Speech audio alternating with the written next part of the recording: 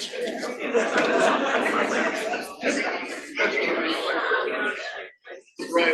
it's taller than the rest of us. Good luck.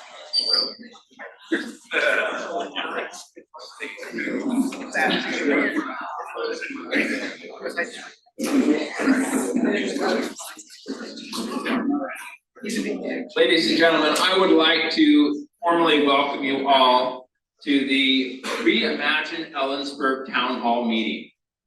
My name is Jordan White, and I am the facilitator of sorts for this event. And I'm going to give you some information up front just so you can know what to expect. But each of us is here for our own reason. For me, why did I volunteer for this position? I was voluntold. But most of you know me. I was your police chief for a while. I did a few other things. I'm a business owner in town. But I'm here because I have a 3-year-old that I like to walk through town, and my wife just doesn't feel that it's quite safe enough. I want her to be able to safely walk through our town.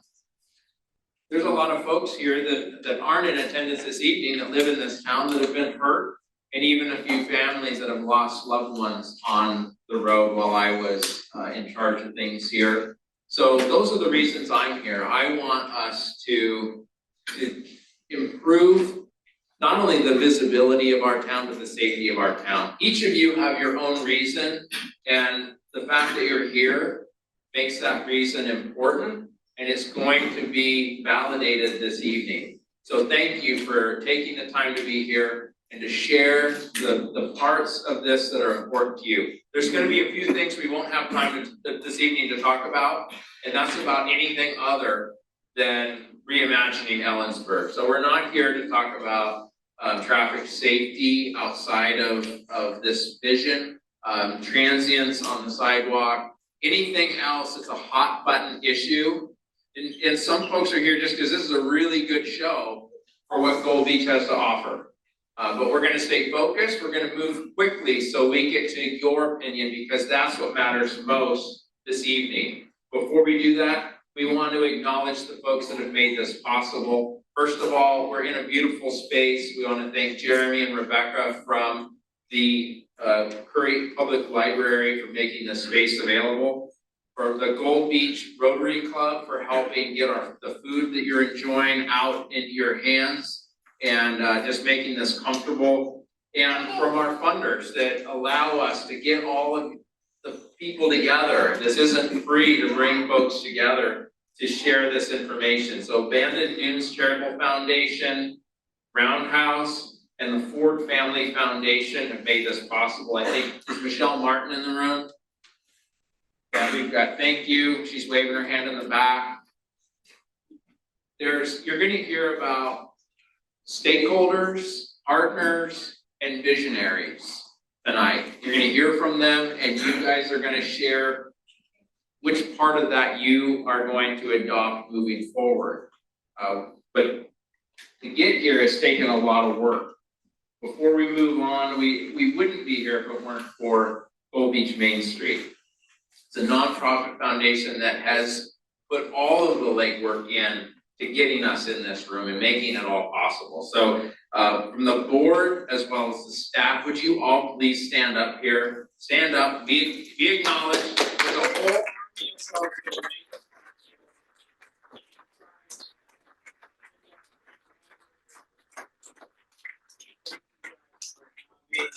having this vision for a long time. I remember when this first started a few years ago. Some of you probably did too, and it has taken a lot of momentum to get us to this point. That started with a town hall meeting back in 2022 that was about undergrounding our utilities, about lane reconfiguration, and you all probably wonder, well, what happened? Because things move slowly, and it has nothing to do with being in Curry County.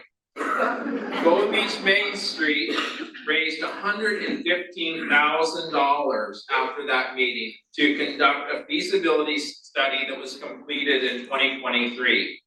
Since then, the city of Gold Beach was elected to be the fiscal agent in the fall of 2024, and ODOT, Oregon Department of Transportation, completed their traffic study last summer in 2025.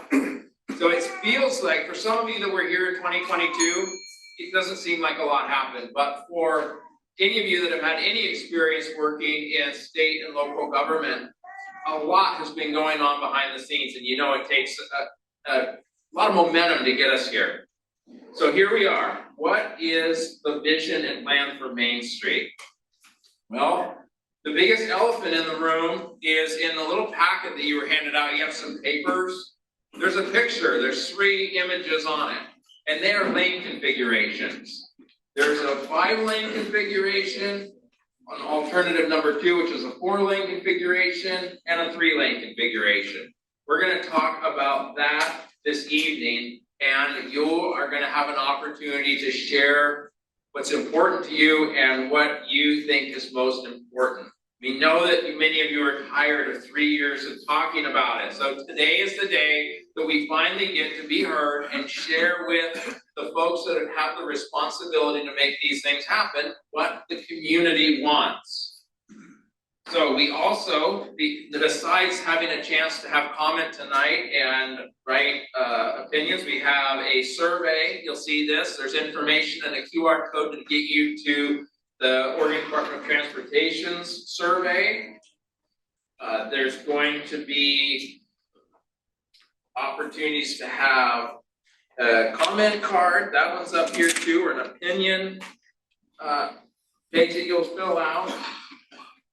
And the surveys and the opinion cards and anything that you share are going to be how you share what's important. So please do that. The format of this meeting, we're going to have presenters. They're up in front of us. I'm just going to run through them real quick so you understand. Their names are on this sheet here, so you'll be reminded. But everybody, we have these folks in person. Some folks are going to attend online. But Thomas Guevara is from the Oregon Department of Transportation. He's a senior planner for Gold Beach. We have Amy Griffiths and Susan Wright from Kittelson and Associates. There are transportation engineers and planners that are going to share different information about the traffic study. We have Tyson Krieger, who's our fire chief, City of Gold Beach, on the panel. Chris Hunter with Oregon Department of Transportation. He's the Southwest Area Manager for Region 3. Dave Dougherty from Dougherty Landscape Architects is here. And then our mayor, Tamie Kaufman, is going to share as well. Lastly, we have a chance for folks to speak. When we get to that point, we're hoping to have 30 minutes at the end. If everyone stays on time, we'll line up here so you can take 2 minutes at the podium. You're going to hear a bell. Our timer, Brianna Baxter, has a bell. At 30 seconds to your time's up, she's going to ding it. Please just be respectful of the time. If your time comes and you're still talking, she's going to ding it again. Her husband will drag you out. He knows what to do with a backhoe, so problem solved. But we want this to be courteous. We want to be respectful. We want to hear other people's opinions. So we want there to be diversity in the room, and we know that can get exciting sometimes. So we'll just be respectful of time and opportunity. You had a chance to write down your email addresses when you came in. If you didn't, because you're afraid that we might email you, don't worry, they don't email that much. But you could win a 104-mile jet boat trip thanks to Jerry's Rogue Jets. So thank you for them for supporting us and giving an extra incentive. So please take the time now. If you know you don't want to get up and talk, but you want to share what's on your mind, fill out the card and leave it here so you don't forget. And without further ado, we're going to get started right away with Thomas Guevara. We'll have you come down and take it away.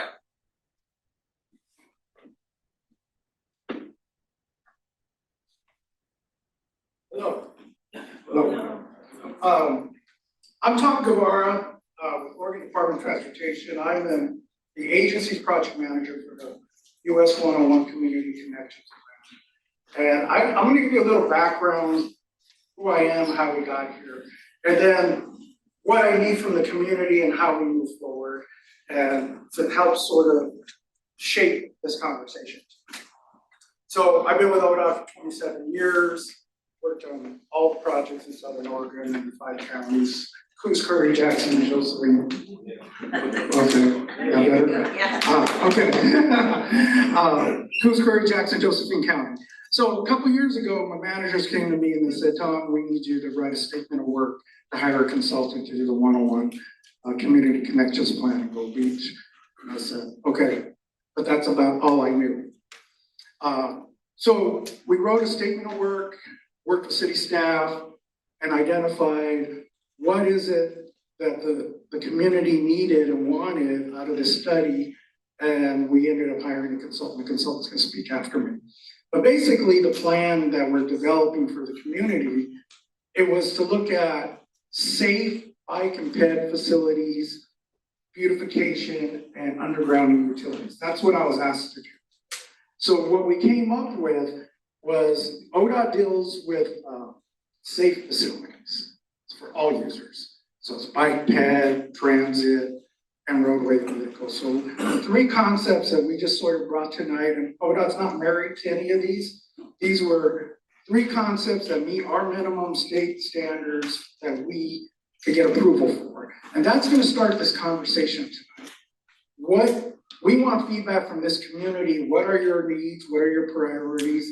Help guide us, give us written comments. I'll take that back to our team, and then we're gonna present to the City Council February 3rd and sort of refine this presentation for them.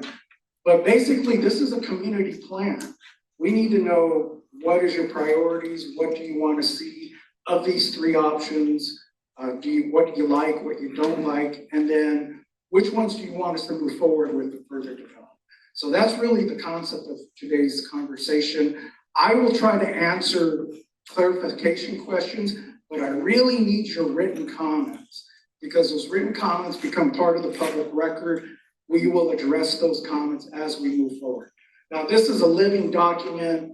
I'm still objective because I don't know what is the best solution for your community is. But we will take everyone's input and try to develop that solution. So, next slide, there we go. A couple things I just want to lay out is, so the issue with the 3-lane cross-section has come up. And we know that there's different opinions and perspectives on this. And one of the things we wanted to make sure we addressed up front on not only the 3-lane cross-section, but the 5-lane and the 4-lane is emergency vehicles. If we reduce travel lanes, how do emergency vehicles get through the community? And here was a couple of concepts that are real life concepts. So you have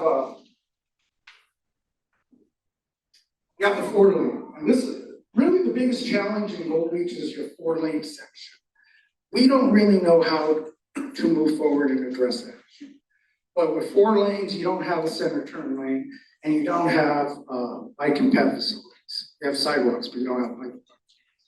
If you go to a 3-lane, we don't have to widen the highway. It's just a striping job, and basically we add a center turn lane, and you have bike lanes. You're going to lose a travel lane, 2 travel lanes in each direction. But the center turn lane is needed to get vehicles out of the travel lane, the people that are trying to get in and out of intersections and in and out of driveways. You have a lot of driveways, you have a lot of intersections between the 2 signals. And that's going to be an important part of this discussion is how do we improve safety for those vehicles. The example here for fire trucks is on a 4-lane, if all lanes are occupied, it's very difficult for emergent vehicles to navigate the corridor. If you go to a 3-lane, you can use the center turn lane as an auxiliary lane for emergency vehicles. So we wanted to make those 2 points up front. The other thing that we're talking about is putting the emergency traffic signal at 5th place. So that would be anytime the fire department gets a call, there would be a signal there that will stop traffic and the fire trucks would be able to get out. So those are the things that will probably happen with any of these solutions. But the big discussion tonight is going to be the 4-lane versus 3-lane section. Here is a fire, emergency fire signal that works. I don't know what, that's in Powell Boulevard 13. This is an existing one. And here's an example of how it actually works. So you'll have a signal that'll stop traffic. Is there another slide after this? Here's a before and after where you have 4 lanes, no center turn lane, to a 3 lane where you have bike lanes with a center turn lane. So these are all examples where these have worked. So we're going ding, ding down. So who's next? Amy? Oh, I got 30 seconds? Okay. So basically, the 2 signals is really the challenging part. We don't have enough right-of-way to widen the highway without taking existing businesses. So what do we do between the 2 signals? Do we go 3 lanes or 4 lanes? If we do go 5 lanes, that's going to have some impacts on properties. And this last point would be that we can synchronize the 2 signal timing, that when one signal turns green, the other one. So those are intelligent transportation system. That is pretty much it. And then I'll probably answer a lot of questions at the end, but I don't know if you want questions now or, okay, who's next? I believe I'm next. Can everybody hear me? Susan. Susan.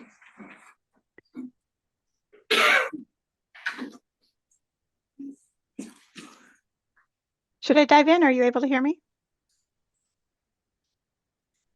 Yeah, that's sweet. You can't hear Susan, you're talking, but I'll get her up in just a moment. Let's see. Can you hear me now? I can hear you, Susie. Okay. Can anybody else online hear me? We can hear you. We can hear you. We can hear you. We have you at the event, so thank you. Oh, great. Okay, I'll carry forward. All right. Good evening, everybody. My name is Susan or Susie Wright. I'm a senior principal engineer at Kittelson and Associates. And as Tom mentioned, we've been hired by ODOT and are working closely with ODOT and the city on the 101 Community Connections Plan for Gold Beach. For those that may not be able to read the screen, I'm going to go ahead and kind of share the vision statement that has been developed, working with our project management team, including ODOT and the city, plus including input from our project advisory committee that includes a variety of other stakeholders. So our vision statement for the corridor developed through this project is that the US 101 corridor through Gold Beach is a vibrant and accessible route that balances the needs of residents, visitors, emergency services, and businesses, and supports the city's evolving economy. It promotes safe and comfortable walking, biking, rolling, and driving with features designed to calm traffic and reduce speeds. The corridor also serves essential motor vehicle and freight mobility. By providing convenient access to key destinations, the corridor fosters economic growth, reduces environmental impact, and meets recreational needs for all those who live, work, and visit Gold Beach. And we recognize that's a lofty vision statement, but it's important to kind of have a vision of what it is in an ideal world that you are trying to achieve and all the different interests that you're trying to balance. When we boil that down to a more succinct kind of set of goals that we want the project to address, that is kind of enhancing safety, which includes for people driving, walking, biking, as well as ability to respond in emergencies. Goal number 2 is multimodal connectivity. Can we make sure that people, whether they're walking, biking, or driving, have the ability to get around town to key destinations and potentially be less reliant on US 101? And then economic development. How do we enhance the economic development opportunities and vitality of the city?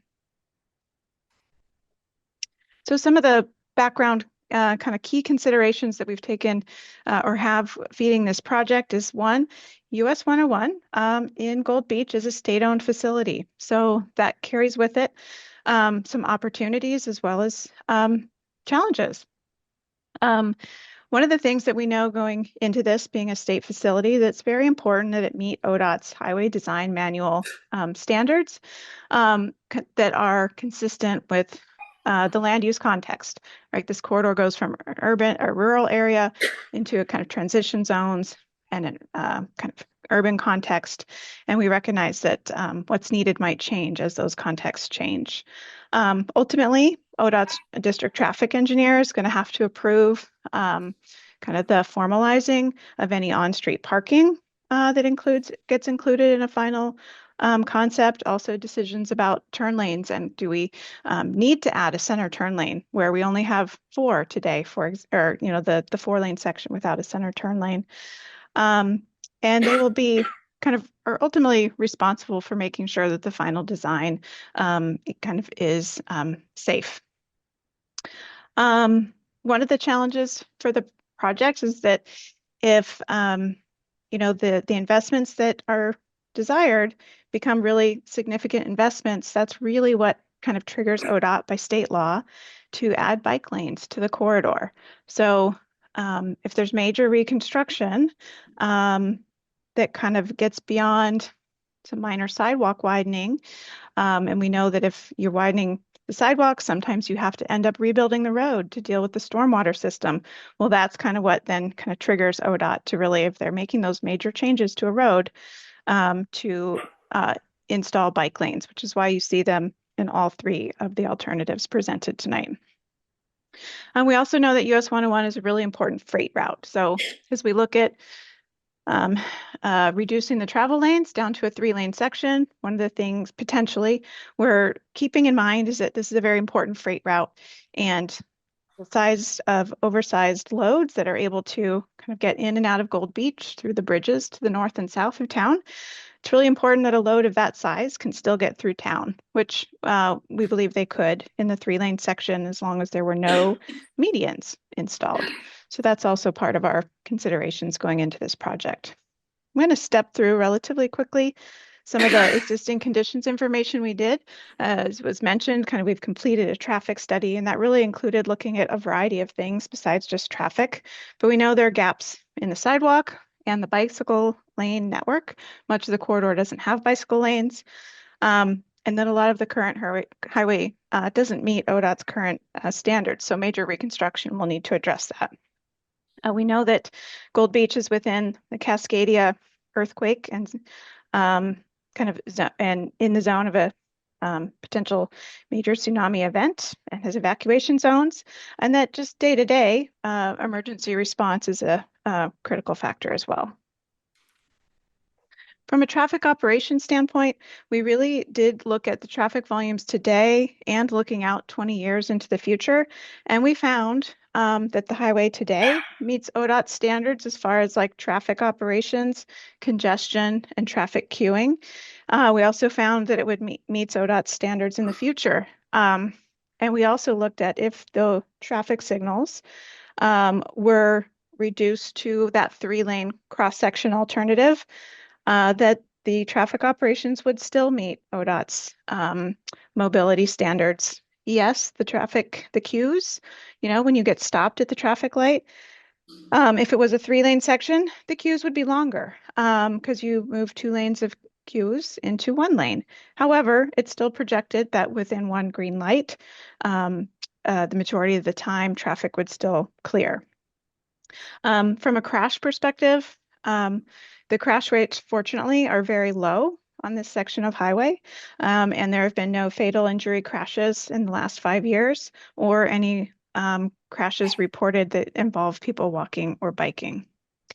And from a bicycle and pedestrian standpoint, one of the metrics many local jurisdictions, cities, counties, and ODOT look at is what is the level of stress that people walking and biking experience from the proximity of traffic, the speed, volume, and proximity of traffic. And we call that a level of traffic stress for bicycles and pedestrians. And that is relatively high in Gold Beach. And our committee members have noted does not feeling safe for walking and biking on US 101.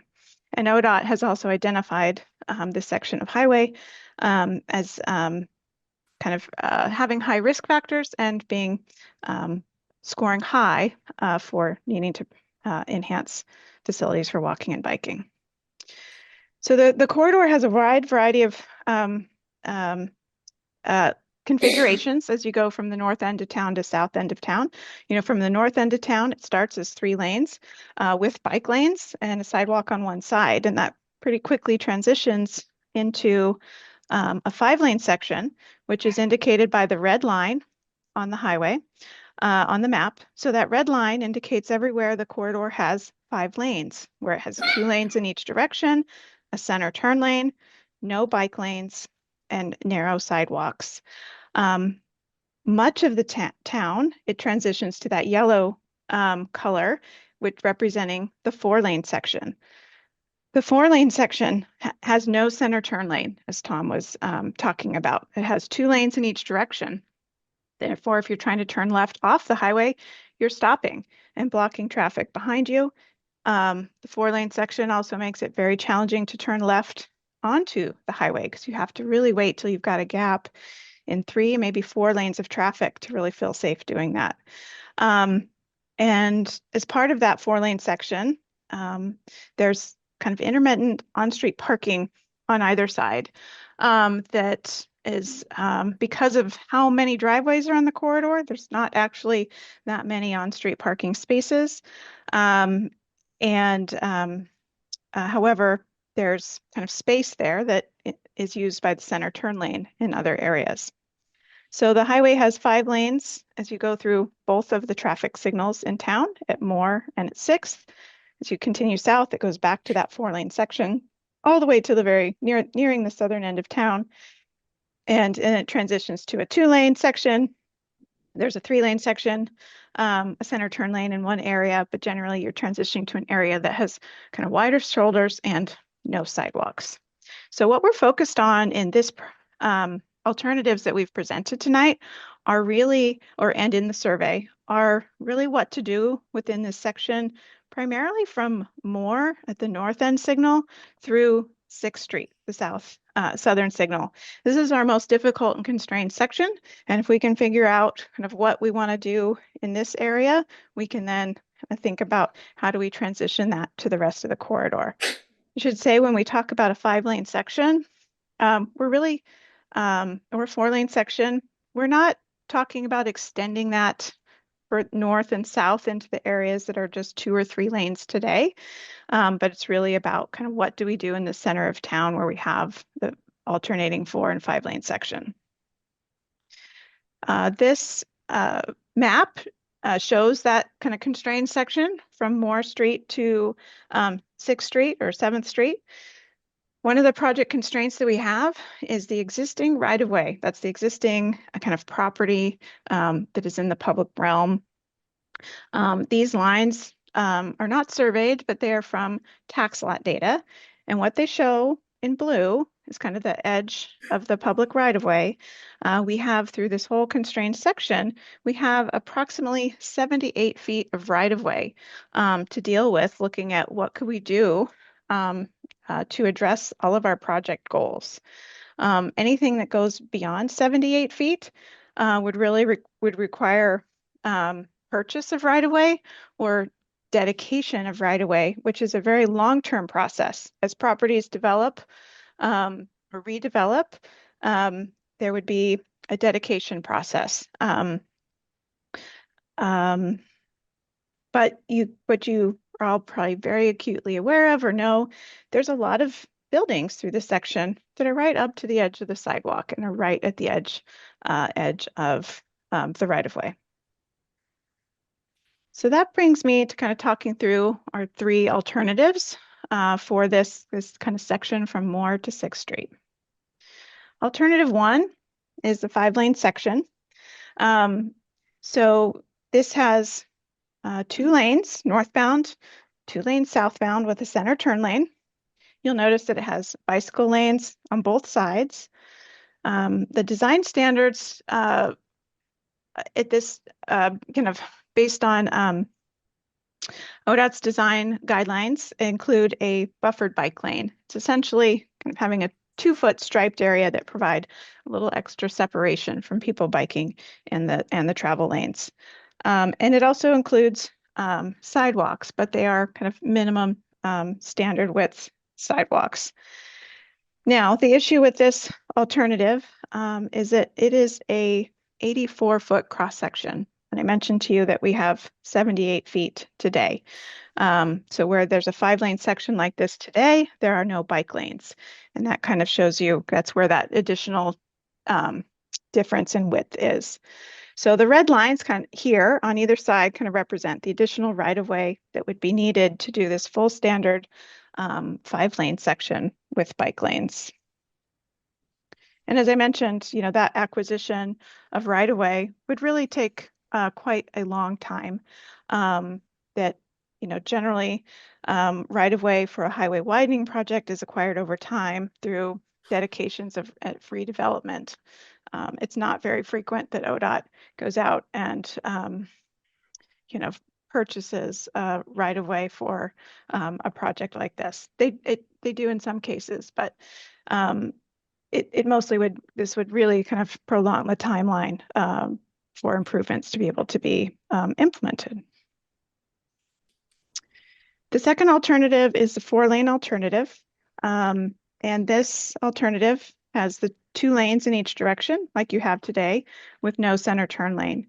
And this is what, as I was just showing you, a good chunk of this center of town looks like this today, but minus the bike lanes. So this cross-section has bike lanes, and it also has sidewalks, but that have a little extra buffering and separation from traffic that make it a little bit nicer walking environment than today. For this alternative, we would still propose to include the center turn lane at the traffic signals.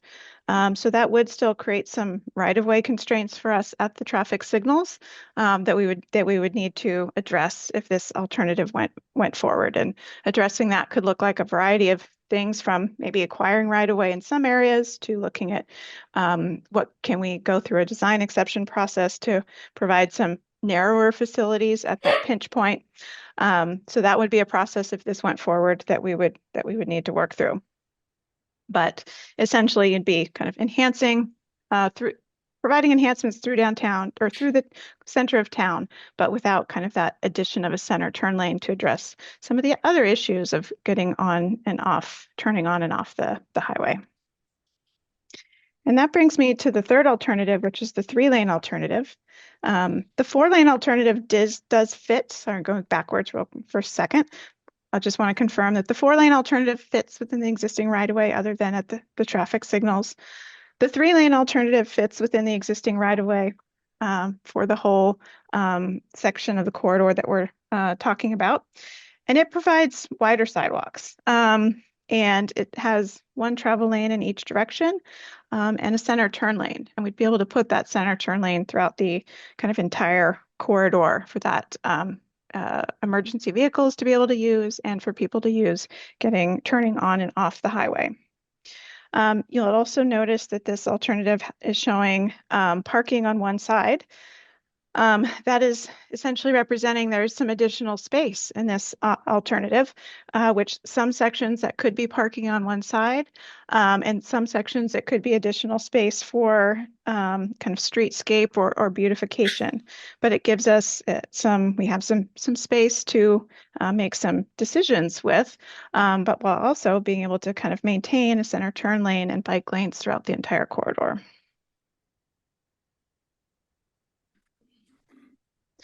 Okay, I'm going to skip through this for time's sake, but just kind of building on what Tom mentioned, we will be looking at kind of opportunities for a fire signal at 5th place, really in any of the alternatives, and just that we do think that the options that include a center turn lane do provide some benefits for emergency response. One of the considerations that we had a lot of discussion about as it related to the 3-lane cross-section and concerns about capacity for emergency response and or evacuation was what could be done regardless of the alternative that moves forward, but what could be done to help reduce that reliance of people walking, biking, and driving for one, day-to-day trips and or trying to get to evacuation sites in the event of an emergency. So what you'll see this in the survey as well, there's we're looking for community input on interest in a parallel to the highway multi-use path along Airport Way. That's on the west side of the highway. The red dashed lines kind of represent potential opportunities for connecting streets for people walking and biking. So that if you are trying to get to a school or somebody's house or even an evacuation zone, you can kind of travel north-south to get to where you're needing to go without having to get out to US 101 first. Those are the red lines. And then the dark blue and turquoise line kind of represent potential new road connections or kind of a road widening, as it would be the case for the road through the park. What are some road connections that might help with access to emergency evacuation routes? So our online survey is seeking input on these options. So Thank you, Ms. Wright, for you. We're gonna move on. Thank you so much for everything you shared. We're out of time, but we'll let you talk about your survey real quick. Yeah, and I believe this is at the end of the presentation as well. The QR code and website address there on the left is for the project website on ODOT's webpage. The QR code and website on the right is for our survey, which we're really hoping you will take. We'll be summarizing it for our meeting with City Council that takes place on February 3rd. Wonderful. Thank you, Ms. Wright. And Fire Chief Tyson Krieger. Good evening, everybody. Thanks for having me down for a few minutes tonight. I do want to make a note also to the Main Street people. They have been doing a great job in the community. I think everybody needs to recognize that. They are looking to do things that are better for the community, the businesses in the community, and trying to make the travel in our lanes better. I will say that my biggest concern with some of the options are our inability or the reduced ability to have lane options for traveling with emergency vehicles. There's a lot that goes into that. I know Thomas had showed some options there as far as what their thoughts are, but our biggest concern that we have is losing lanes of travel, period. I see you. So we want to make sure that whatever plan we come to as a community is going to be best for everybody here, not only for emergency vehicles, but working on the roads, the people that are coming through our town, and then our businesses that are here. So we have some concerns. The traffic light at 5th Street is something that we've wanted to have for quite a while. Sometimes we have difficulties getting out and making lefts. I don't know how many of you guys pay attention to how long it takes to make a left in Gold Beach, but it's sometimes a little bit stressful. Taking off my fire chief hat, I still have to make that when I'm a citizen running around town too. So traffic columns being extended are a little bit of a concern to us as well. Another thing that we use now to our benefit, and it's been very useful so far, is that when we have traffic accidents in town, we are almost always capable of keeping 2 marked lanes open to keep traffic flowing on 101 because we can direct to those open lanes. We have not yet had a crash that exceeded 3 lanes of traffic. So that's something that we want to, that's something that concerns us too, because we've actually had that conversation. Hey, this is great. We've got room to play here, and we can keep the traffic flowing. So my biggest thing to you guys in the community is do a long-term thought on what you're looking at. All these pictures look good. All the lane configurations look good. Obviously, alternative one where we're going to start taking away businesses and stuff like that is probably not going to be all that well, but there's some good options that have been laid out. Think about what it's going to take you in the community to get around, how it's going to help the rest of the people in the community, and we're going to continue to try to make things better for our responding, and just keep supporting Main Street and what they're doing, but take a close look at what this is going to mean for you, the businesses in town, and the people that travel through the area. I'll save a little time.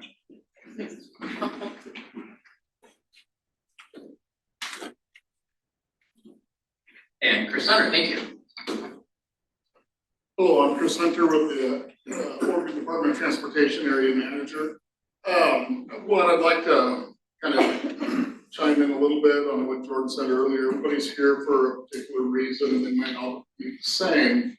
But one thing with a crowd that turns up like this shows me one thing, and that's the pride of the community and the interest of doing the right thing in the community. And I think that's great.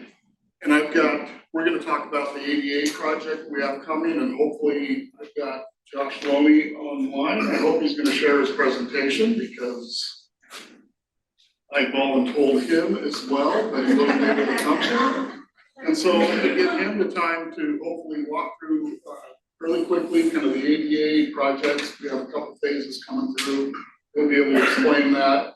I'll stick around and can answer some questions once he's done and later on this evening. And otherwise, I'm gonna turn it over to Josh. Are you there? And am I presenting and can you hear me? Yes. Okay. So as Chris said, my name is Josh Loney. I'm a ODOT project manager. I've been in charge of designing or over the design contracts of most of the ADA curb ramp specific projects in Southwest Oregon over the past 6 years or so. I'm going to kind of walk through why it is that we're doing these projects, what's been completed so far in Douglas, Coos, and Curry counties, what's currently underway, and what is left to be done. So kind of why we're here. Back in 2016, ODOT entered into a 15-year settlement agreement with the Association of Oregon Centers for Independent Living. The goal being to bring up all of ODOT's curb ramps into compliance with updated ADA accessibility standards. So the first couple years of the program was focusing on developing what those standards would be, and as well as inventorying all of ODOT's existing system or existing curb ramps. So unfortunately, of the 28,000 curb ramps that we had in our system, over 27,000 of them either needed full replacement or some degree of corrective action to bring them into compliance with those new standards. So we kind of got a slow start. The first couple of years of the program was developing those standards, getting a handle on what we had. But since then, we've really ramped up these ADA projects, construction projects. Over the last 3 years, we've been averaging over 2,400 curb ramps constructed a year. And so that brings us back on track to meet that 100% goal of over 27,000 ramps by 2032. Currently statewide, there's 5,300 plus ramps that are in design contracts and over 2,700 that are in active construction projects. Then we also added some PED push button requirements as well. So what we've completed so far was 6 projects starting back in 2020 in the communities of Bandon, Winston, Camas Valley, Caneyville, Roseburg, Sutherland, Bandon, Elkton, Drain, Reedsport, Powers, North Bend, Coos Bay, Empire, and then our current construction project is, which they should have been surveying this week, and they will begin demo of curb ramps starting next week. Currently, there's only 12 curb ramps in 8 locations in this current project. It was kind of split into 2 different phases, one being the first one that we could get ramps out quick that didn't require right of way and didn't have extensive signal modifications or utility relocations. So that's why there's only a limited number of curb ramps that are going to be done. And so they should be in and out by the middle of March. And then they'll come back next November and they'll complete the remaining ramps at the other locations throughout town. So we also have two more remaining projects for the program to complete. The one where they'll finish up the rest of the ramps in Gold Beach, and another large project in North Bend, Coos Bay. So kind of walking through, these are some of the locations that will be in the active construction project. They're starting next week at Wedderburn Loop Road, Jerry's Flat Road, Tomcat Hill Road, Strahan Street, and 8th Street. So that's kind of just a plan view of those locations. And then we just kind of have some quick kind of screenshots that I'll kind of slowly flip through to kind of show exactly what ramps will be part of this construction project. And then on the right is kind of what the design of the curb ramp will be.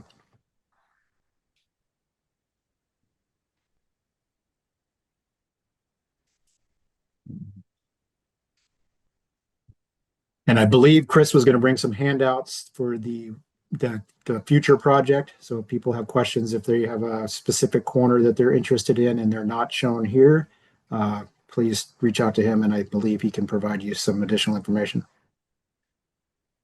As Josh is scrolling through these, I do have copies of this kind of slide presentation and the larger slide presentation showing the phase 2 kind of ramps of these layouts. So if there are specific questions, you can find me afterwards and you can kind of look at what I've got.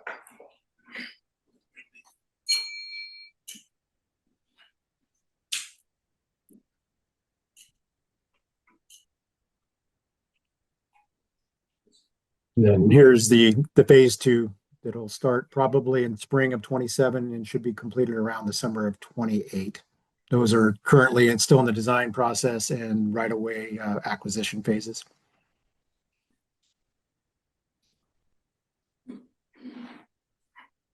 That was a pretty quick overview. I don't know if there's any questions for me or Chris. Yeah, we'll do some questions at the end. Like I said, if you have any specifics, I think that's all Josh has to show right now. So thank you, Josh. Appreciate it. And again, if you have any further questions, we'll get those addressed at the end. Thank you very much. Thank you, Mr. Hunter. Next, David Dougherty with Landscape Architect. Hello, everybody. I'm David. We have a landscape architecture urban design firm in Eugene. We are not on this team. However, I was asked to speak a little bit, show some pretty pictures, so you know we're coming to the end, because we've done similar projects working with ODOT folks and Kittelson on very similar projects to Ellensburg. So let's go to the first slide. Suzanne back in my office is helping, so hopefully we're in sync. Okay. So why do streetscapes matter? They're a catalyst for community revitalization. They bring new life to the community. And these other projects we worked on are very similar to Ellensburg. It drives economic development. In other words, it's good for business, walkability, sustainable solutions to the corridor, enhances the safety and accessibility for all users. And then also community identity. What do you want this community to say for visitors and residents alike? What is the branding that you want for Gold Beach? How do you want to be perceived? And these ideas are great for discussion and can be a component and integrated into the built environment. Okay? Okay. Hello.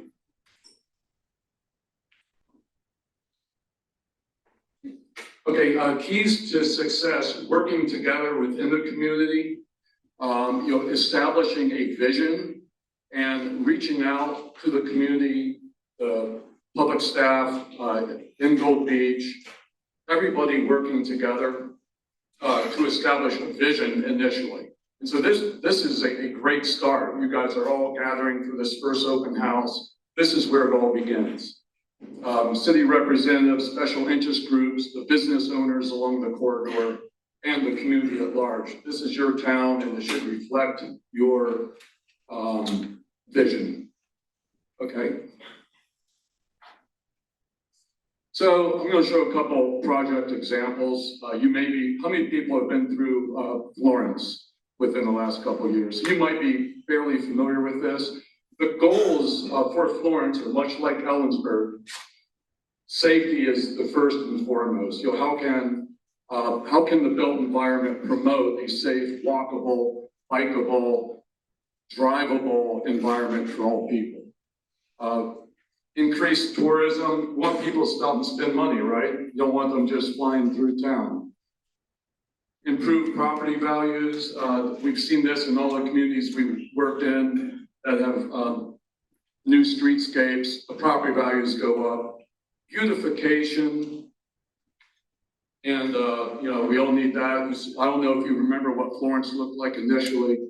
And then they also have amenities beyond the highway, but nobody knew it. Nobody knew that there was an old town down on the bayfront in Florence. So how do you bring people off the corridor to some of the amenities that you have here in Gold Beach?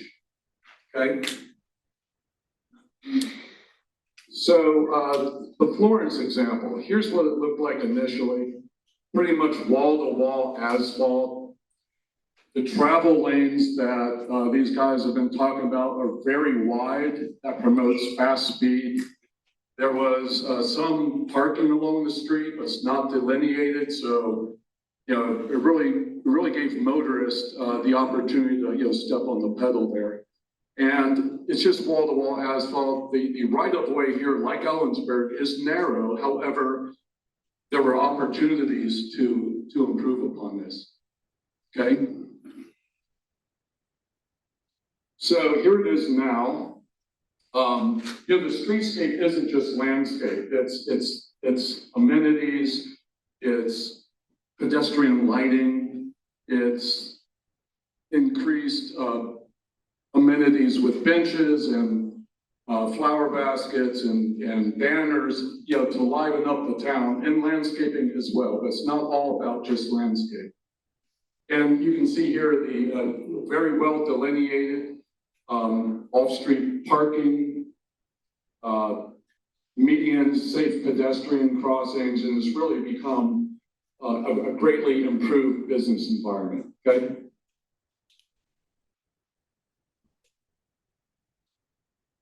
In doing so, and with curb extensions, possibly to make crossing streets a shorter distance, it opens up opportunities for public amenities, placemaking, people places where people can pause and enjoy. Here's a plaza that's next to the gateway to Old Town. And also we've integrated art. We've provided places for art. Some of it's now been installed, you know, now that it's been in place for a while. Okay. Like I said, it's a narrow corridor, but there's thin opportunities for planting. You know, the planting kind of reflects their identity. They wanted it to be the estuary. So there's, in some areas, there's curved paving. There's grasses that reflect the dune grass nearby, that kind of thing. And providing just places for sitting and enjoying the environment. Okay. Here's the gateways to Old Town in the evening. And I'm not sure if there's places here in Gold Beach where you want to get people off the highway to enjoy other parts of town. Okay. The last example is City of Philomath. We worked with ODOT and Kittelson on that project as well. The goals for this, first and foremost, safety, functionality, pedestrian and bicycle improvements, same thing, economic growth, good business climate. Okay.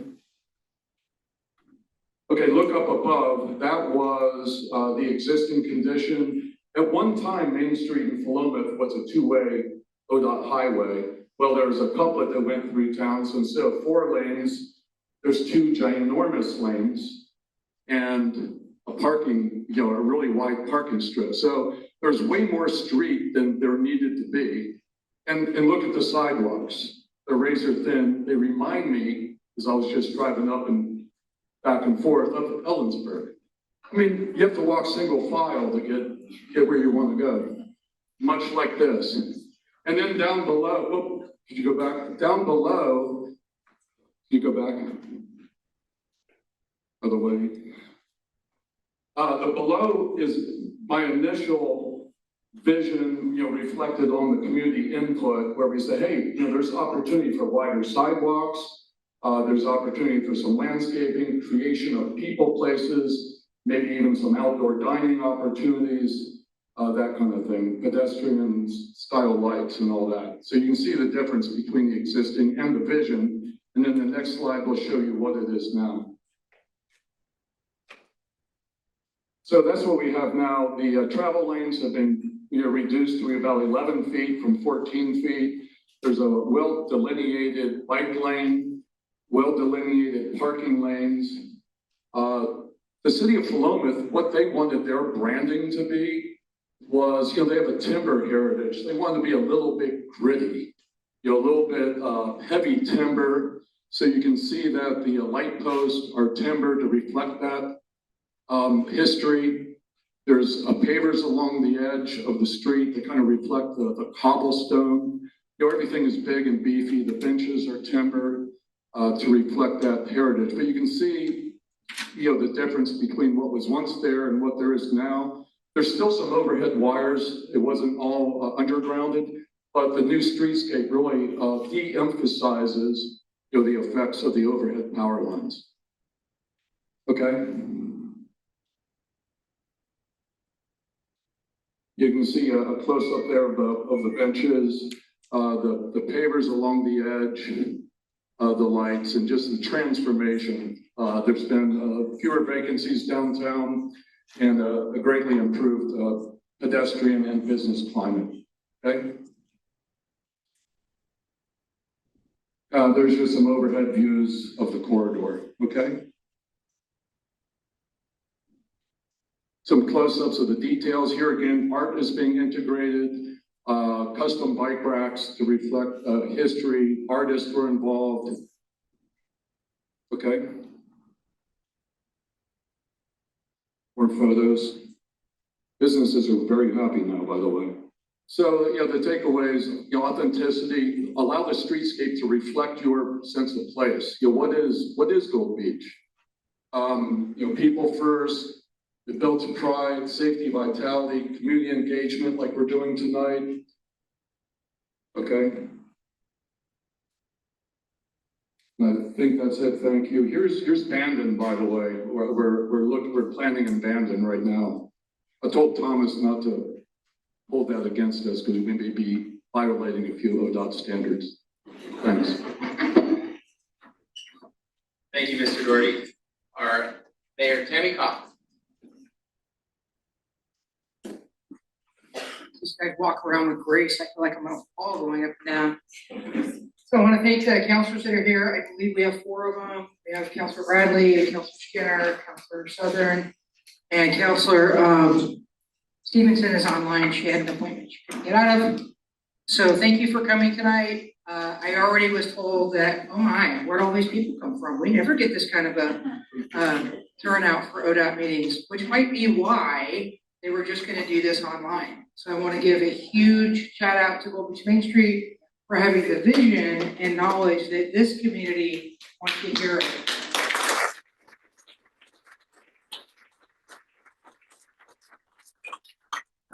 Because honestly, we love ODOT, they're great partners, but they are kind of boring sometimes. And they study everything. And so it's kind of hard. Staff can follow along, but the rest of us have a harder time.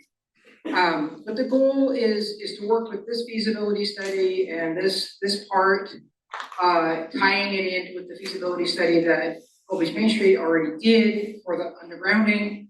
And at the end of this particular process, we should be able to start talking about what we should really be building. So I'm hoping the next meetings will be who wants to be on what committee to make something happen. And I think we break that up in 4 or 5 parts, we'll be able to get it done and get it done right. I want to warn you, there's no magic funding. I don't have a magic bean or a golden goose. So we are going to have to figure that out. It's going to start with who wants to put what in, and then we'll start building from there. And I will tell you, I have found that if you give Main Street $1, it'll turn into 8 or 10. So I believe that if this undergrounding project's going to happen, it's going to be Main Street's going to make it happen. And we've been talking about this for 40 years. And finally, I think it might happen. I'm also supposed to mention that many people don't know that the sidewalks are owned by the business owners, or the property owners. The only sidewalk the city of Gold Beach owns is in front of City Hall. So the city is not gonna be buying sidewalks or putting in new sidewalks. ODOT's gonna do some sidewalk work because they're dealing with a lawsuit they just explained. But that's just the ramp. So it's gonna be like Port Orford, where they put the ramps in, but the sidewalk itself doesn't look very good. So we won't wanna think about, if the property owners want to improve their sidewalks, how we might come up with funding for that. The city does have tools that we can borrow money and make that happen, but somebody's gonna pay it back. So we'll look at that in the future as well.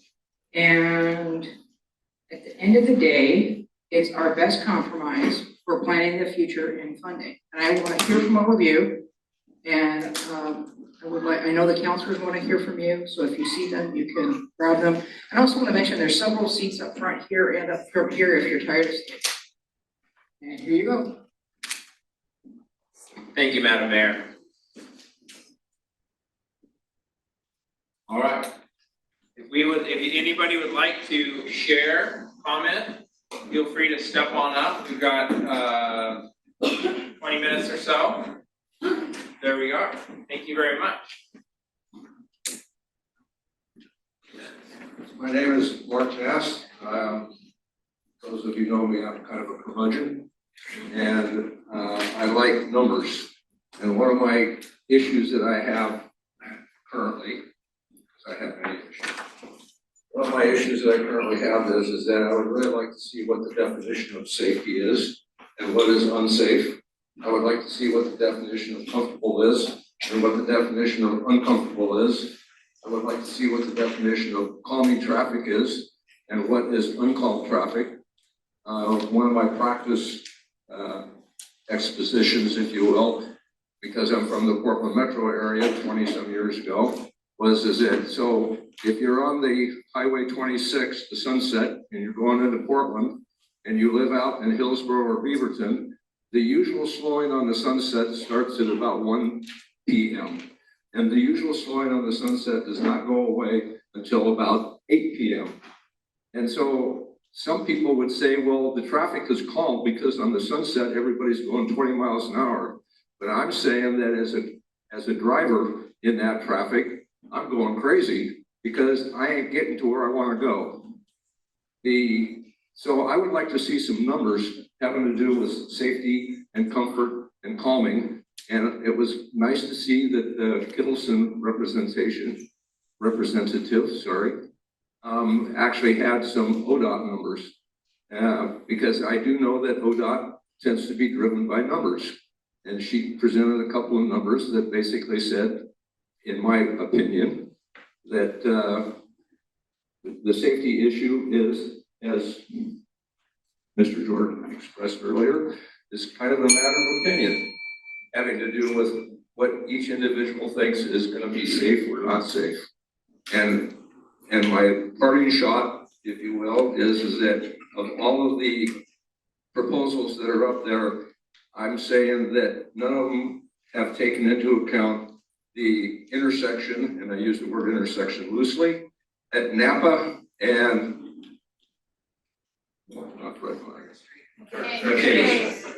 The intersection, and I think that's First Street, but the two driveways out of McKay's, the going into the number of lanes of traffic currently, and even with all the other stuff that's been proposed, I see that as a huge, huge issue that needs to be addressed along with the safety stuff that Tyson talked about.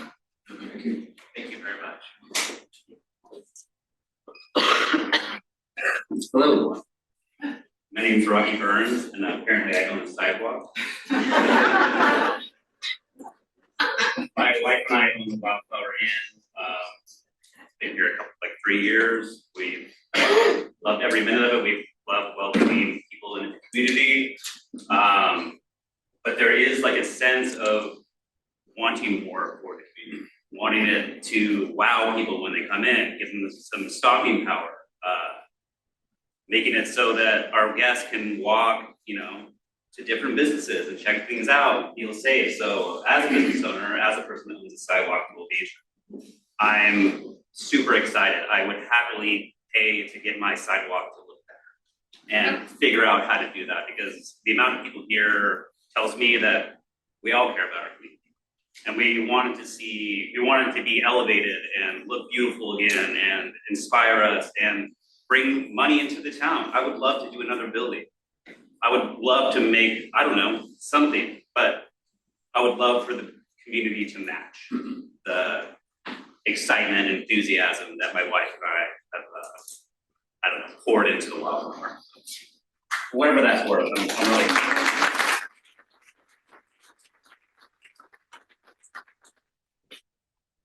My name is Kelly Timchak, and I do not own a sidewalk in Gold Beach, so that's great.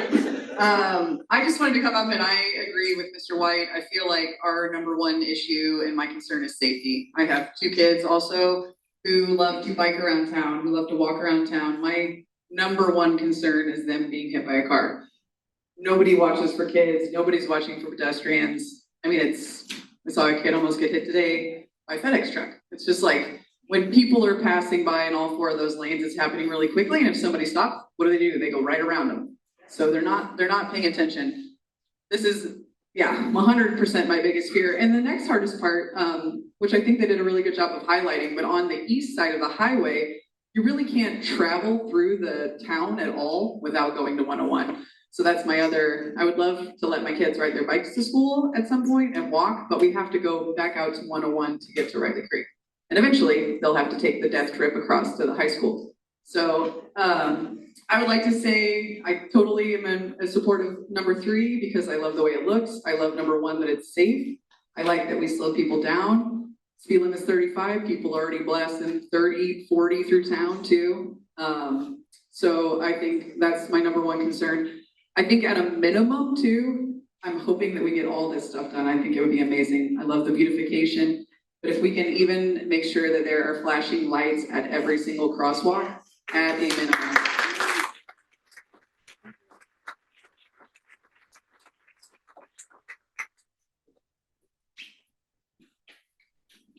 All right, folks, my name is Alan. I'm a local character around town. Entertainer, but I'm also a bit of a safety freak, so that's another word everybody's using is safety, safety, safety. I would like to see the speed limit dropped at least 25 through town because people are zooming by 30, 35, or sometimes faster. I really appreciate the ODOT radar signs on both north and the south that tell people how fast they're going. There's usually a local police watching. But they still zoom by. I mean, let's pull them over, let's take it up and get more money for the city. But we don't want people to just fly through our town. Heard that phrase. Because we want them to stop. Tourism is one of our biggest incomes now, right? And so I too am for number 3, especially the bike lanes, because more and more people are going to be using bikes and the electric bikes and stuff, and those can zoom right along there. Okay. Price of gas is slowly coming down, but not much. So those bike lanes are going to be used more and more by everyone, especially the children in that, and they're just learning. Oh, it's fast. I got 30 minutes. Oh, 30. And so, wonderful turnout. We need more of this at the city hall meetings in the county for input. So anyway, I think it's going to be great once we get it done. We're not just going to talk about it though.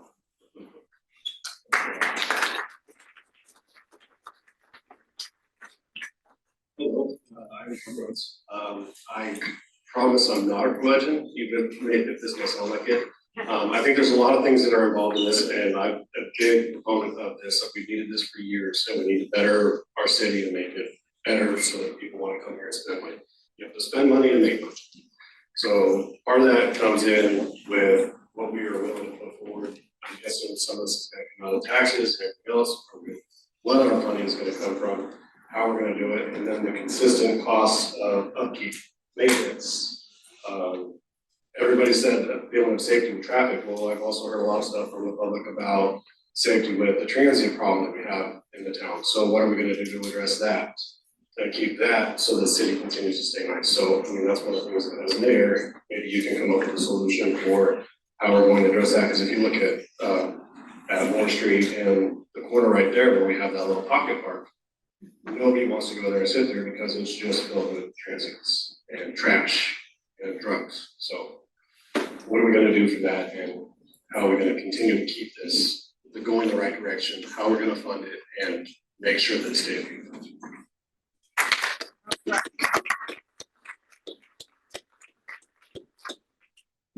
Hello, everybody. My wife and myself, Michelle and Steve Berlant, we have the old Agnes store. We've been up in Agnes for about 20 years, and we brought our business down to Gold Beach. And we're growing, and we're coming to a different location here in a little bit. And it's in the south end of town, and we have all the hotels there. And a lot of business is going to be coming across, hopefully, to us.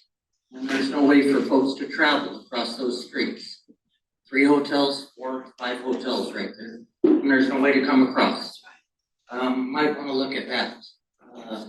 Hopefully more businesses are moving this way, down south. So look at that in your proposals. It would be appreciated. I think this is one of the most magical things, Pam. Look at this. Woo!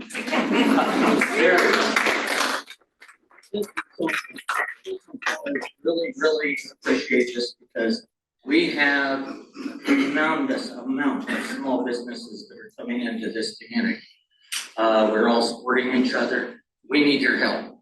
We need people to slow down. We need them to enjoy this community. If people are saying 30 miles an hour, 35, it's not. It's 40. Today it was 45, 55 miles an hour. Log trucks, big equipment haulers. People with parents and kids, I'd be frightened to be out there too. We need to work on it. We appreciate your help. Let's try to get this done faster than it can be done. Okay? Really, it needs to be done now. Appreciate your time.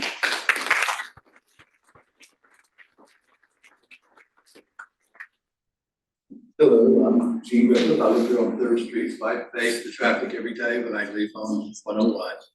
And I think the only way to look at this is try to have the most yeses. So to me, safety is a big yes. The safest plan so far is there's the 3 lanes. And I think also in safety would be a bypass that it connects the firehouse basically, or the fairgrounds over to the airport back lane, so that you give a bypass. So when we have heavy summer traffic can go around. Or when there's an accident, traffic can go around. Or if there's an accident, traffic can go down the middle lane. So to me, safety is number 1, is a big yes. The number 2 big yes is the cost. It's a lot cheaper to buy a bucket of paint than extend right-of-ways in a city like Gold Beach. The time element is number 3. It'll be much faster to make these improvements if we just change the directions and do some painting of lines. So to me, it's a simple solution. I hope everybody else will make a good decision. So thank you very much.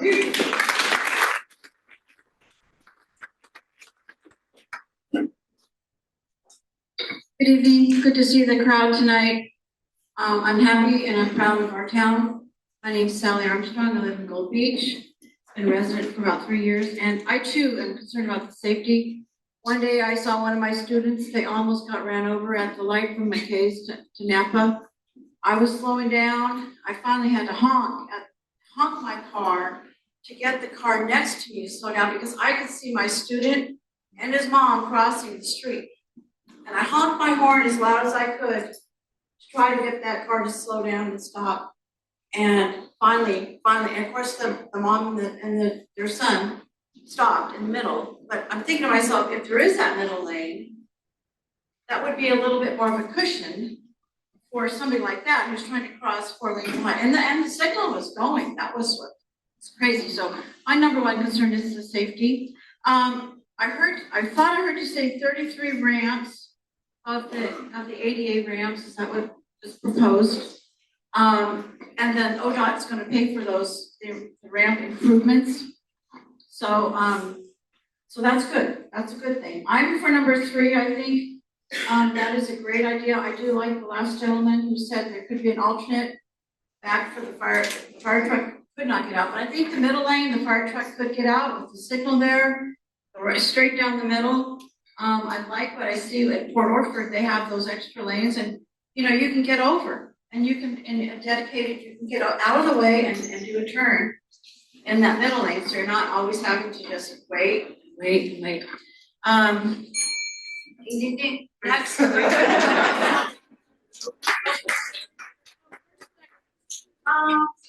think, let's see. Oh, and the lights.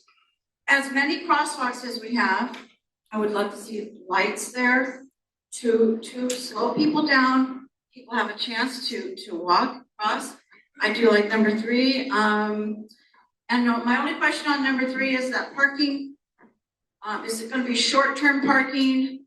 Would it be room enough for just cars, pickups, or are traveling RVers in the summertime especially? Would there be room for that? And it would have to, maybe signs that said short-term, so they don't live there.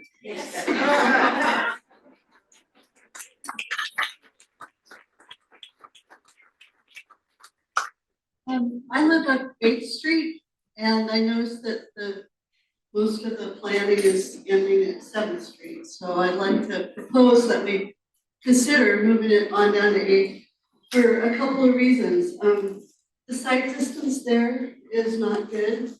When you're coming out from that neighborhood, you're trying to turn left, you can't see. You can't see people coming from the south. People are coming fast. And they're getting ready to enter the school zone. So I feel like that should be a part of the plan. Also, I feel like if you're a teenager and you're learning how to drive, I am shocked that there hasn't been an accident there. And the stress of getting out onto that roadway and then like worrying about the pedestrians on top of it is just like too much. And I'm really surprised that it wasn't extended into 8th Street. So please consider that.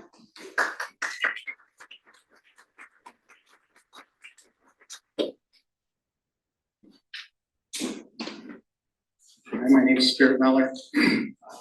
It's amazing to see everybody come out tonight. Thank you for being here.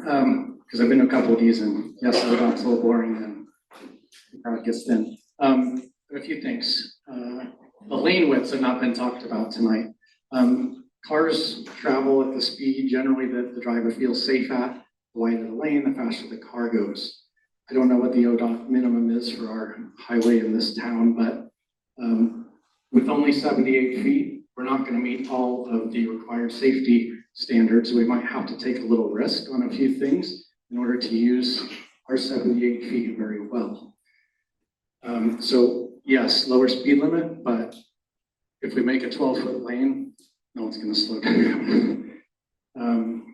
Street parking strengthens our economy. I am in favor of option 3, but not with parking on only one side of the highway. There is a big provision for safety in those bike lanes, if you saw it. Yes, safety good, number 1, but we need to come to a solution that uses that 78 feet the best for all of the uses, and we can't, in my opinion, leaving one side of the highway with no parking. Yes, the connectivity both on east and the west side. I would love to see a long-term plan in the city to procure pieces of property that allow alternate routes that connect all the residential neighborhoods on the east side and provide on the west side as well, which will support the emergency services and alternative detours, et cetera.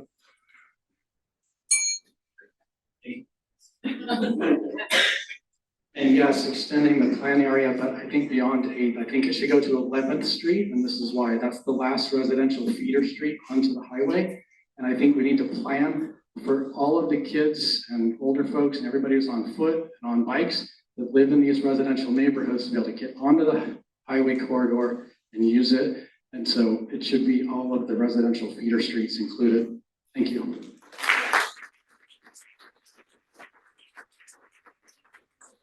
Hi, I'm Laurie. I'm an artist and musician. I ride a bike around town and I walk around town. But I would like to do that more safely. I'm definitely in favor of the 3-lane option. It works so well everywhere I've lived and visited, like Port Orford, like Philomath.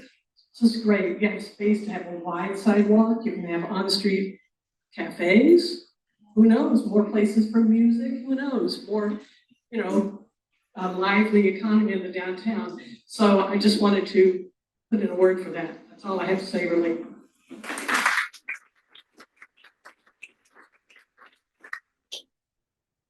Thank you. My name is Keith Buchhalter. I'm a board member for Gold Beach Main Street. But I'm speaking on my behalf on Gold Beach Main Street. We have been reviewing this project for quite some time. And one of the things that caught my attention was that a lot of silence and a lot of awe when we saw the pictures of Florence and then Philomath. We were going like, oh, I would love to see Gold Beach to be the one that people are looking at. That's right.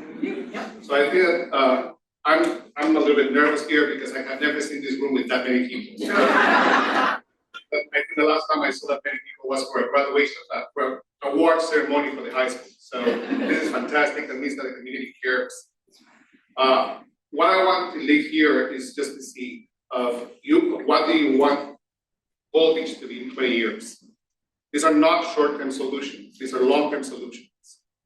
The other question that we must answer ourselves, do we want to be a passing through, or do we want to be a place where people come, stay, visit, and spend their money? So we're looking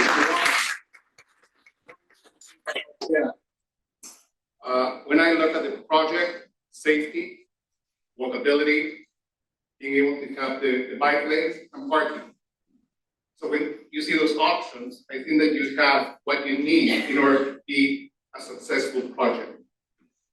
I don't want to guide your decision because that's what makes this beautiful, that we all can participate in the process. But I think that we must answer those questions ourselves. Last but not least, I really urge you to fill out those papers that they gave you with your opinions, with what you think, what options do you like, how do you want to see this moving forward.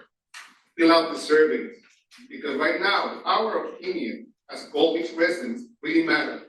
We are shaping what this town is going to look in 20 years. And I want to see a thriving town where kids don't have to move away if they want to stay, work, live, and play. Thank you.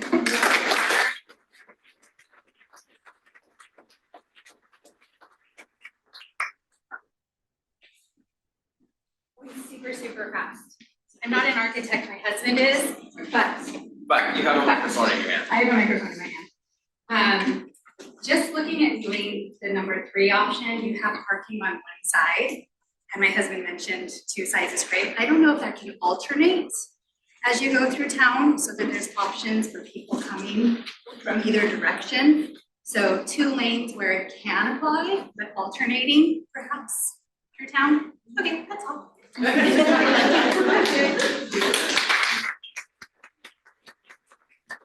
evening, I'm Denise McLean. I'm one of the math teachers at the high school, and your kids are my kids.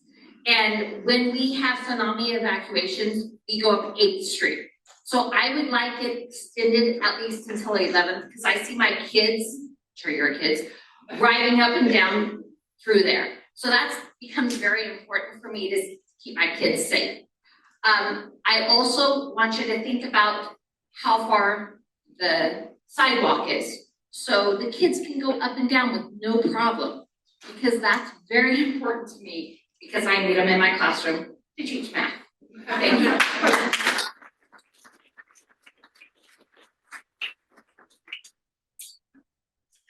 Well, it looks like we are on, oh, you have someone else, okay. Okay, take a breath. My name is Jill Griner. I have lived here less than a year, and I'm elderly. I've got cataracts that can't be operated on yet, but maybe that is part of my problem. But I have had a real hard time getting used to where the streets are. I mean, I'm going to pull into a driveway. Oh no, the street is down there a little bit further. it's been pretty hard for me to find it. I still will miss Fifth Street, turning right and so forth. And so I was thinking, given how much I saw in the way of Halloween decorations all around town, at the hospital, cafe and all sorts of places. Maybe this would be a Halloween town and you could paint the edges of the streets a real good, strong orange to really brighten it up for people. And I don't want to see 3 lanes because I would pull over into the turning lane and find out, oh, I'm in the wrong area. I got to go a few feet further or something, you know. I don't think that's necessary, and I like 4 lanes because if someone's turning left, I can swing out into the right lane, swing out to the right. Also, I think that the main problem is McKay's. I think that's a really scary area there, and it would be nice to put a light there. That would slow traffic down. It would provide a little notice that, hey, the library sign is here, and it can swing people out to see the library. And it would just provide a lot more safety. I think that's the most dangerous spot in town. Thank you.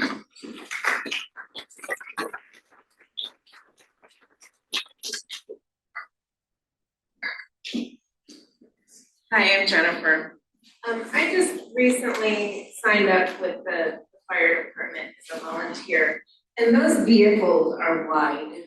We need to make sure that there are proper lanes for our emergency vehicles to get through.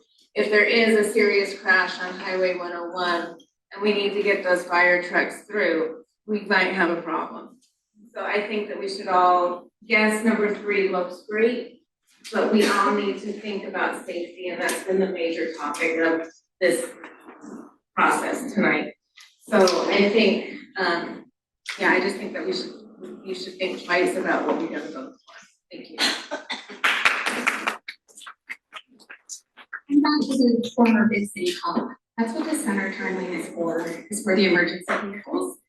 We use the center lane all the time in a major metropolitan area. We can use the center lane here.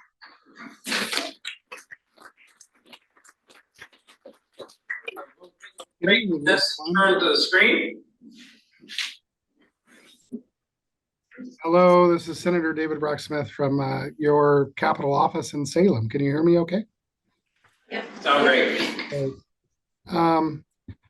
I just want to thank Laurie Van Zant in Gold Beach Main Street for being relentless in making sure that I'm here and able to listen to the presentation as well as all of the community conversations regarding the project.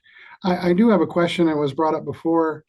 Why alternative 3 isn't just mirrored what is done in Port Orford, where you can have parking on either side as well as the bike lanes. That would be my suggestion if you're moving forward with this, so that you could have something similar and not cause businesses to that it might be on opposite sides of the street. Parking, I know, in a lot of our communities, especially business to access parking is difficult. But I know these are difficult conversations. Public safety is critically important. I'm glad that Tyson is there and we're engaging with our fire departments. And I just really appreciate all the community members that have come out to engage in this process and moving forward. And I was grateful to be a part of it, to listen to the presentation as well as all of the comments. So thank you. Thank you.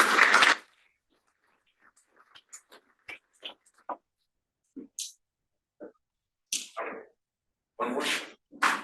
15 seconds. I forgot that I don't live in Gold Beach. Okay, and I live outside the urban growth boundary, but I'm in town about 4 times a week. And it's my understanding that previous decisions in other towns were made by city council, which would make all the sense in the world. But I would really appreciate the opportunity for those of us who do not live within the city limits to have some say in what goes on or what doesn't go on. Thank you. That's nice, you're getting heard right here, right now, so thank you for making sure that you got heard tonight too. As we wrap this up, I want to give Laurie Van Sant a chance to talk. If you are familiar with any of this process, this is a passionate lady that's pursued this relentlessly. Would you like to speak before we end this? Okay. Laurie Van Sant.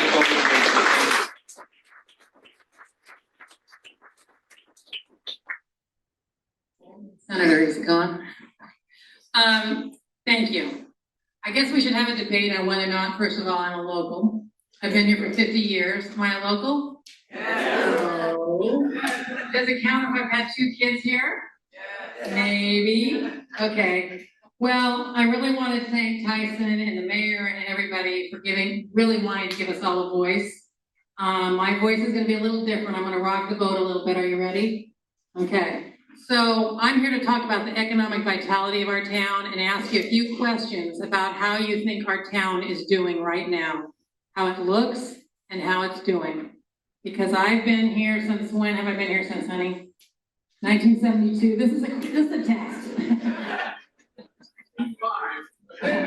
5 years? No. 75. 1975. Thank you. He knows. That's when he asked me to marry you. No, we wouldn't been earlier than that. Okay. Anyway, so from my perspective and from taking my kids through this town, they gasped. They said, "What's happened to our town?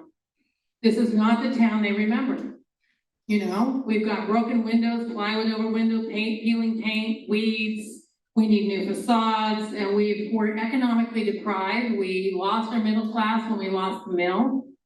Okay, but look at this room. Look at all the people who adore and love our town. For me, it's like we think the heart of our town is our people and our wild and scenic Rogue River and our gorgeous untouched oceans. But for a tourist, is that how they see it when they drive through? No. They don't want to stop. They don't want to move here. We lost a small industry in the mill. We have not gained another one. So what are we going to do about this as a town? So, of course, I have a solution. But first, I need to do something that I think is going to make you gasp.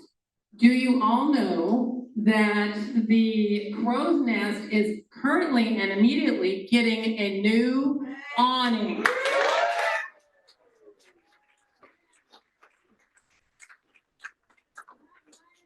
3 hours at the ground wings with a lot of drinks to get the convincing done, but we did it. We did it. Okay?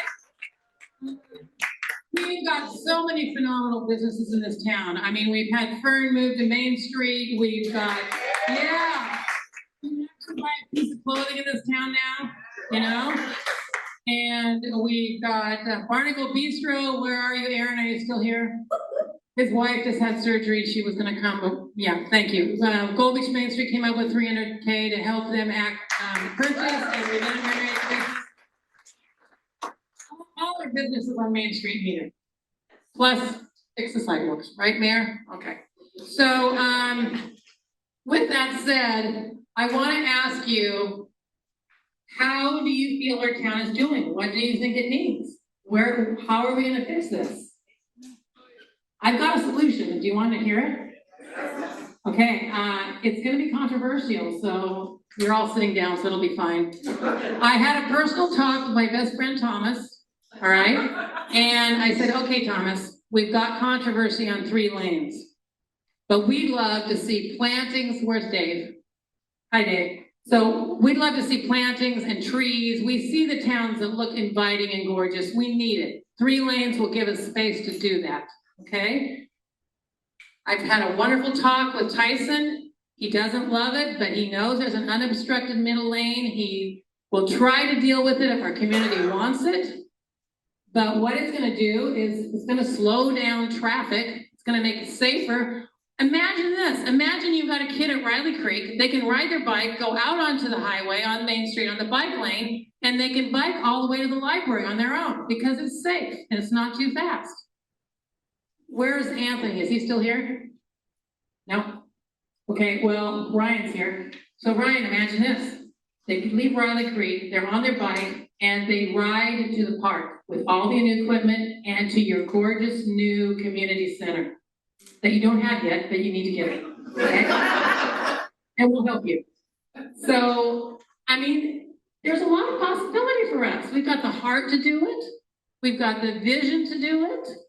But if you're gonna go with the 4 or 5 lane situation, it's really gonna obstruct what we can have. And we need parking on the street for businesses in this town. If I came here and wanted to buy a business and I couldn't see a place for people to park their car, I'm not doing it. I'm not investing.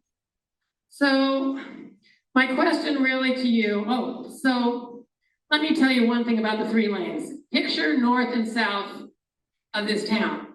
You've got 1 lane going for 18 miles to come in with no passing lane, right? From the north. From the south, you got 18 miles of people coming with no passing lane, or I don't know how many it is. Do you know, Ryan? No. Okay. So, but when they hit that 4 lane stretch, what do you think they say?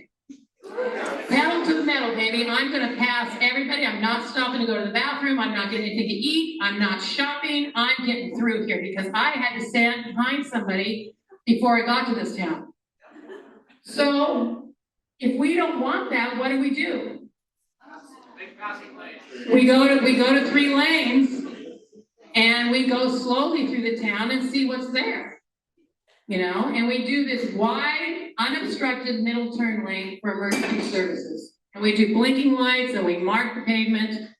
But the thing Thomas hasn't told you, should I tell him, Thomas? Sure. Okay. He has told me today on the phone, if we agreed to it, they would pay for 3 lanes for 1 year. And if we didn't like it, they'll put it back.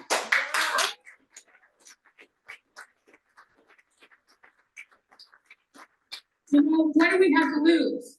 We're not thriving. Fern, do you want some tourism business? Okay, who in this room has a business where they'd like a little tourism business? Let's see your hands. Okay.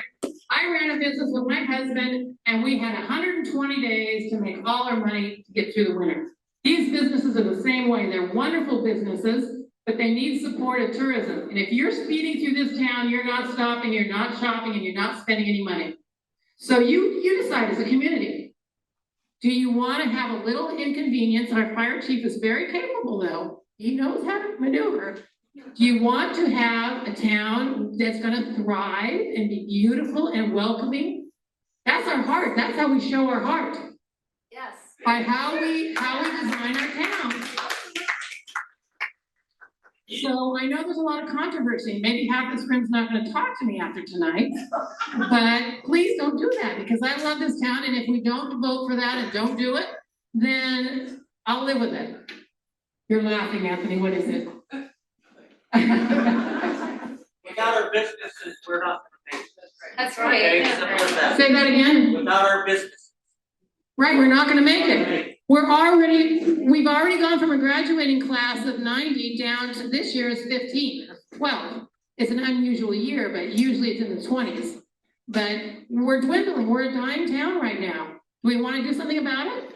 Yes. Thomas, stripe us. What will it cost us if we want to put it back? What will it cost us to put it back to 4 lanes? He goes, not that much. Of course, ODOT, you know, I don't know if they tell the truth or not, do you? So, Mayor Kaufman, write it down. Okay, in writing, he said 50% on the city, 50% on ODOT. And it's only going to be the cost of paint. What do we have to lose for 1 year? Yeah, do it. If you like it, write it on your piece of paper. Put it in your, you got to speak up. If you don't do it, we're not going to have a voice. This is our one time to save our town, as far as I'm concerned. So, I'm done. Am I over 2 minutes?